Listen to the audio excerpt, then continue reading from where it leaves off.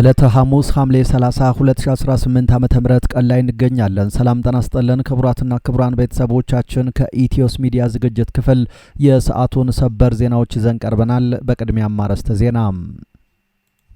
በአማራ ምድር ባገዛዙ ጦርና በፋኖ ኃይሎች መካከል የሚደረገው የፊት ለፊትና የጨበጣ ውጊያ ዛሬም ተጠናክሮ ቀጥሏል። በጎጃም ቀጠና የሚንቀሳቀሰው የ75ኛ ክፍለ ጦር ከፍተኛ የጦር አዛዥ መገደሉም ተነግሯል። በአፋብን 206ኛ ኮር 24ኛ ክፍለ ጦር አይበገሬው የደባይ ጮቄ ሻለቃም አዛዡን መደምሰሱንና ሰራዊቱን መበታተኑን ይፋ አድርጓል። በአምስት አቅጣጫ በመንቀሳቀስ ወደ ቀጠናው የዘለቀው ያገዛዙ ኃይል ክፉኛ መመታቱም ይፋ ተደርጓል። በሌላ በኩል በጎንደር ግንባር በወገራ ወረዳ ሰንበትየና ጉንትር አቦ አካባቢዎች ተንቀሳቅሶ የነበረው ያገዛዙ ኃይልም ድባቅ መመታቱ ተነግሯል። በአፋብን ጎንደር ጠቅላይ ግዛት በላይ እዝ ዳግማዊ ቴዎድሮስ ኮር ስር የሚንቀሳቀሰው የጎንደር የበጋሻው ክፍለ ጦር ወደ ቀጠናው ዘልቆ የገባውን ያገዛዙ ኃይል ፊት ለፊት ገጥሞ ድል ማድረጉን ይፋ አድርጓል። ዝርዝር መረጃውም ደርሶናል፣ የምትሰሙት ይሆናል። ኦህዴድ ብልጽግና በአዲስ አበባ ጉዳይ በድብቅ ጉቦና መደለያ ጭምር ማቅረቡ ተሰማ። በዚህም የተሳታፊዎችን አቋም ለማስቀየር እስከ 200 ሺህ ብር መደለያ መቅረቡን የተጋለጠው ኦህዴድ ብልጽግና ሁሉም አጀንዳዎች ላይ ወስኖ የመጣ ቢሆንም በተለየ ሁኔታ ርብርብ እያደረገ የሚገኘው አጀንዳ 7 ላይ ነው ተብሏል። አጀንዳ 7 ማለት የፌዴራል ከተሞችን ጉዳይ የሚወስነው ነው። በዚህ አጀንዳ ስር ሁሉም ከኦሮሚያ የመጡ ተሳታፊዎች በድርጅት ውሳኔ አዲስ አበባ፣ ድሬዳዋና ሞያሌ የኦሮሚያ መሆን አለባቸው ብለው አቋም እንዲይዙ ከማድረጉ ባሻገር በማጭበርበር ጫና በማድረግና በገንዘብ ጭምር በመደለል ውሳኔ ለማስወሰን እየሰራ መሆኑ ተጋልጧል። በዝርዝር መረጃውን ይዘናል። ባጫ ደበሌ ከሰሞኑ ባደረጉት ቃለ መጠይቅ ወቅት የሰነዘሯቸውን አነጋጋሪ አስተያየቶች በመቃወም የህወሓት ቃል አቀባይ አቶ ሚካኤል አስገዶም ጠንከር ያለ ምላሽ ሰጡ። ባጫ በንግግራቸው 4 ኪሎ ባዶ ሆኖ ኑና ግቡ ቢባሉ እንኳን አይመጡምና የሚፈልጉት ብር ከሆነ ከመንግስት ይጠይቁ ሲሉ የተናገሩትን አቶ ሚካኤል የፖለቲካ ትንበያ ውድቀትና በህዝብ መከራ ላይ መቀለድ ሲሉ ገልጸውታል። ባጫ ደበሌ ጦርነት ከተነሳ በኋላ የኤርትራ መንግስት የሚባል አይኖርም በማለት መናገራቸውም ብዙ ሲያነጋግር ቆይቷል። ይህንን በተመለከተ ምላሽ ተሰጥቶበታል። በዝርዝር ከኛ ጋር ከቆያችሁ እናሰማችኋለን። በፑንትላንድና በሶማሊያ ፌዴራል መንግስት መካከል በተከፈተ ውጊያ የፑንትላንድ ኃይሎች የፌዴራል መንግስቱን የጦር ካምፕ መቆጣጠራቸውን ገለጹ። የሶማሊያ ከፊል ራስ ገዛ አስተዳደር በሆነችው ፑንትላንድና በፌዴራል መንግስቱ መካከል ያለው ውጥረት እንደገና ባየለበት በዚህ ወቅት የፑንትላንድ ታጣቂ ኃይሎች ትናንት በጋልካዮ በሚገኘው የፌዴራል መንግስት ጦር ላይ ጥቃት ከሰነዘሩ በኋላ የጦር ካምፑን ሙሉ በሙሉ መቆጣጠራቸውን ገልጸዋል። በዓለም አቀፍ መረጃችን ይዘነዋል። ክቡራትና ክቡራን ከኛ ጋር ከቆያችሁ እነዚህንና ሌሎችንም መረጃዎች ከዚህ ቀጥለን በዝርዝርና በትንታኔ ወደ እናንተ እናደርሳለን። ኢትዮስ ሚዲያን ሰብስክራይብ ብታደርጉ እንዲህ አይነት መረጃዎች በየቀኑ ፈጥነው ይደርሷችኋል። አሁን በቀጥታ ወደ ዝርዝር መረጃው።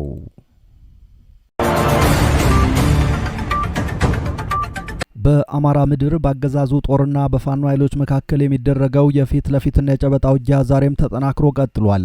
በጎጃም ቀጠና የሚንቀሳቀሰው ያገዛዙ 75ኛ ክፍለ ጦር ከፍተኛ የጦር አዛዥም በፋኖ መደምሰሱ ተነግሯል።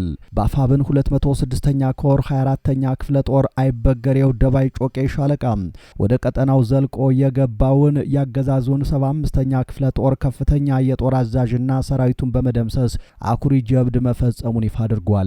በአምስት አቅጣጫ በመንቀሳቀስ በደባይ ጥላት ግን ወረዳ ወረራ የፈጸመው ያገዛዙ ጦር ባይበገሬዎቹ የደባይ ጮቄ ሻለቃ በተቀናጀ መልኩ በተወሰደበት ማጥቃት ከፍተኛ የጦር አዛዡን ጨምሮ በርካታ ሰራዊቱ ተደምስሶበታል።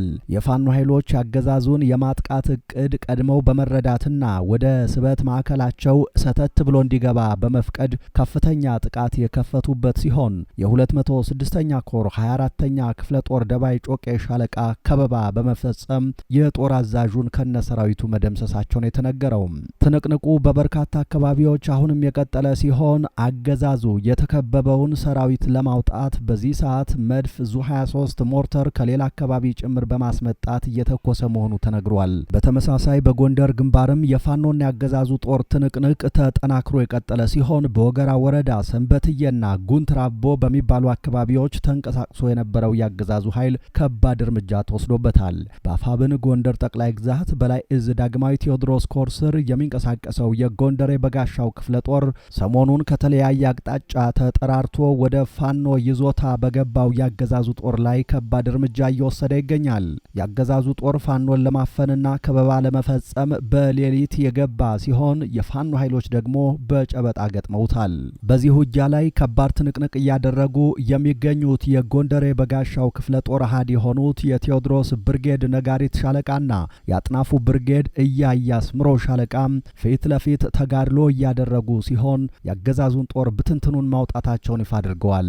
ትናንት ነሐሴ 29 2018 ዓ.ም ከንጋት 12 ሰዓት ጀምሮ እስከ ቀኑ 8 ሰዓት ድረስ በተደረገ ከፍተኛ ውጊያ ከጠዳ ዩኒቨርሲቲ የሰለጠነው ያገዛዙ ጥምር ጦር ብትንትኑ ወጥቶ የድረሱልን ጥሪ እያሰማ ይገኛል። በዚህም ከዳባት ከገደብየና ካምባ ጊዮርጊስ ከተሞች ያገዛዙ መከላከያ በዙ 23ና በአየር መቃወሚያ የተረፈውን ሰራዊት ለማውጣት እንቅስቃሴ መጀመሩ ተነግሯል። በአውደ ውጊያው ከ11 በላይ የጥምር ጦሩ አባላት ሲገደሉ ከ8 በላይ የሚሆኑት ደግሞ ከባድ ቁስለኛ ሆነዋል ሲል መረጃውን ያደረሰን የአፋብን ጎንደር ጠቅላይ ግዛት በላይ ዘለቀ እዝ ህዝብ ግንኙነት መምሪያ ነው።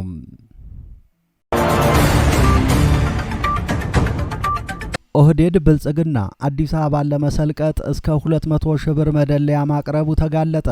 ኦህዴድ ብልጽግና ሁሉም አጀንዳዎች ላይ ወስኖ የመጣ ቢሆንም በተለየ ሁኔታ ርብርብ እያደረገ የሚገኘው አጀንዳ 7 ላይ ነው ተብሏል። አጀንዳ 7 ማለት የፌዴራል ከተሞችን ለመወሰን የቀረበው አጀንዳ ነው። በዚህ አጀንዳ ስር ሁሉም ከኦሮሚያ የመጡ ተሳታፊዎች በድርጅት ውሳኔ አዲስ አበባ፣ ድሬዳዋና ሞያሌ የኦሮሚያ መሆን አለባቸው ብለው አቋም እንዲይዙ ከማድረጉ ባሻገር በማጭበርበር ጫና በማድረግና በገንዘብ ጭምር በመደለል ውሳኔ ለማስወሰን እየሰሩ ነው።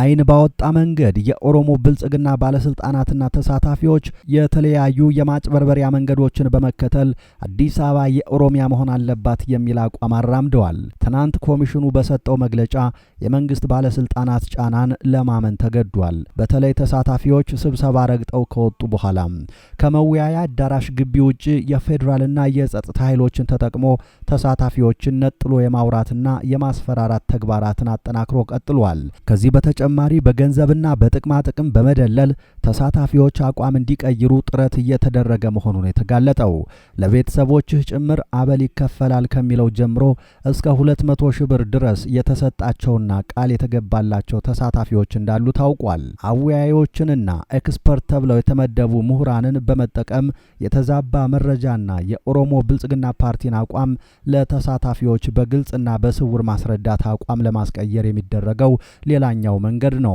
በተለይ ደግሞ አወያይ ተብለው የተቀመጡት ለሚፈልጉት ተሳታፊ ብቻ የመናገር እድል በመስጠትና ለሌሎች ደግሞ ሆን ብለው በመንፈግ ግልጽ አድሎ ሲያደርጉ ሰንብተዋል። ይህም በተሳታፊዎች ዘንድ ትልቅ ቅሬታ የፈጠረና ዘግይቶም ቢሆን የኮሚሽኑ አመራሮች ያመኑት ጉዳይ ሆኗል።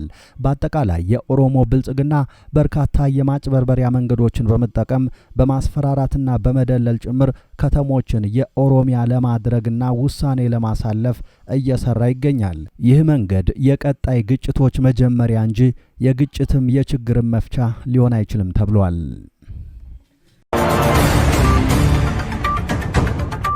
በኬንያ የኢትዮጵያ አምባሳደር ባጫ ደበሌ ከቢቢሲ ጋር ባደረጉት ቃለ መጠይቅ የሰነዘሯቸውን አነጋጋሪ አስተያየቶች በመቃወም የህወሓት ቃል አቀባይ አቶ ሚካኤል አስገዶም ጠንከር ያለ ምላሽ ሰጥተዋል። ባጫ ደበሌ በንግግራቸው 4 ኪሎ ባዶ ሆኖ ኑና ግቡ ቢባሉ እንኳን አይመጡም፣ እናም የሚፈልጉት ብር ከሆነ ከመንግስት ይጠይቁ ሲሉ የተናገሩትን አቶ ሚካኤል የፖለቲካ ትንበያ ውድቀትና በህዝብ መከራ ላይ መቀለድ ሲሉ ገልጸውታል። አቶ ሚካኤል በማህበራዊ ሚዲያ ገጻቸው ባሰፈሩት ምላሽ ባጫ ደበሌ ሀገራዊና አህጉራዊ ሁኔታዎችን አበጥረው መተንተን ሲሳናቸው በምንም አይነት ሳያቅማሙ ወደ አለባሌ ቀልድ ይገባሉ ብለዋል።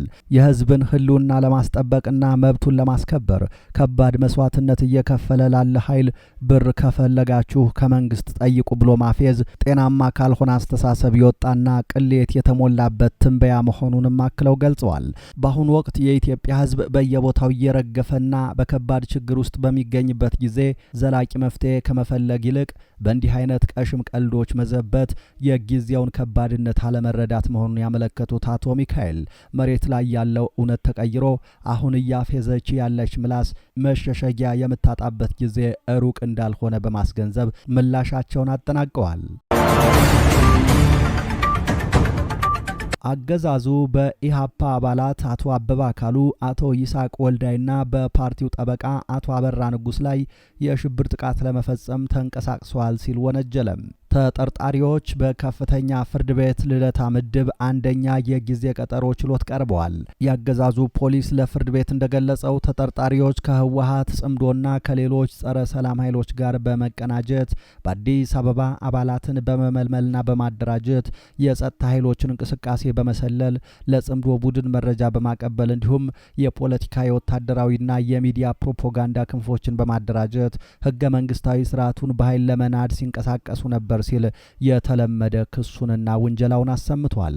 በተጨማሪም ያገዛዙ አገልጋይ ፖሊስ ተጠርጣሪዎቹ ያላቸውን እነዚህን የሰላማዊ የፖለቲካ ታጋዮችን የብሔርና የሃይማኖት ግጭት ለመፍጠር በማሰብ በውጭ ሀገር በሚገኙ መገናኛ ብዙሃን የሐሰት ፕሮፓጋንዳ አሰራጭተውብኛል በማለት ወንጅሏቸዋል።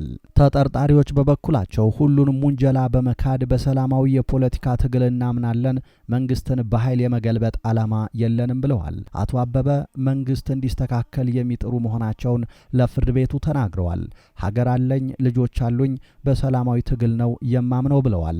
ችሎቱ ለፖሊስ ግለሰቦቹን በሽብርተኝነት የጠረጠረበትን በመገናኛ ብዙሃን የተላለፉ መልእክቶች የሽብር ክስ እንደሚያቋቁም ለመረዳትና በዋስትናው ጉዳይ ላይ ብይን ለመስጠት ተጨማሪ መረጃ ማግኘት እንደሚያስፈልገው ገልጿል። በዚህም መሰረት ያገዛዙ ፖሊስ ተጠርጣሪዎቹ በመገናኛ ብዙሃን አድርገውታል የተባለውን ንግግር በማስረጃነት ይዞ ለዛሬ ሐምሌ 30 2018 እንዲቀርብ አዟል። ማስረጃዎቹን መርምሮ በዋስትና ጥያቄው ላይ ውሳኔ ለመስጠት ለአርብ ነሐሴ 1 ጠዋት ተለዋጭ ቀጠሮ ሰጥቷል።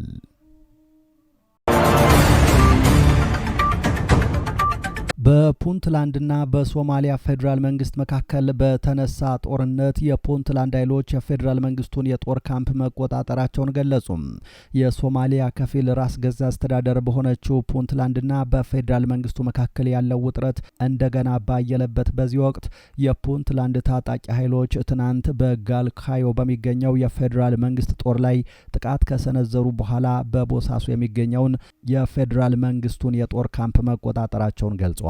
የፑንትላንድ ፕሬዝዳንት ሳይዲ አብዱላሂ በክልሉ መዲና ጋሮዌ በሰጡት ጋዜጣዊ መግለጫ በጋልካዮ የተካሄደው ጥቃት በፑንትላንድ መንግስት ላይ ተቃውሞ በሚያነሱ አካላት ላይ ግልጽ መልእክት ለማስተላለፍ ታስቦ የተካሄደ የታቀደ የደህንነት እርምጃ ነው ብለዋል። ትናንት የተካሄደው ይህ ጦርነት በከባድ መሳሪያዎች የታገዘ የተኩስ ልውውጥ የተደረገበት ሲሆን ሲቪሎችን ያፈናቀለና የሰዎችን ህይወትም የጎዳ መሆኑ ተዘግቧል።